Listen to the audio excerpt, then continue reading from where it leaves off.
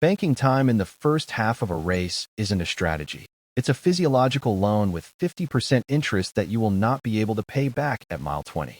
The goal of every race, from 5K to marathon, is a negative split or even pacing. Your first mile should technically be your slowest.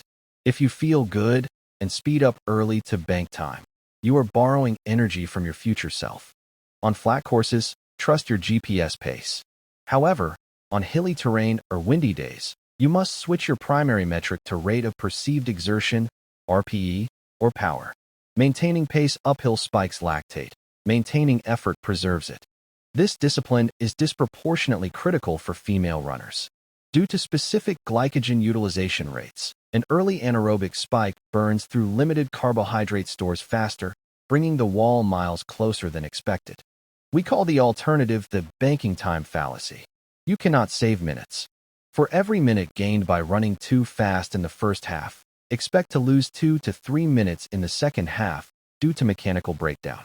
Perform a system audit at the halfway point. Ask, is my heart rate stable, or is it decoupling from my pace? If HR is rising while pace stays flat, you are overheating. Back off by 10 seconds per mile immediately. Execute the Crest Rule on hills. Most runners surge over the top. Instead, keep effort steady up and use gravity to accelerate after the crest. Recover on the downhill, don't break with your quads. You are only allowed to race your emotions in the final 10% of the distance.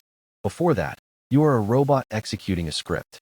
If you have extra energy at mile 24 of a marathon, use it then, not at mile 4. Here is your pacing red flag list. Do not bank time.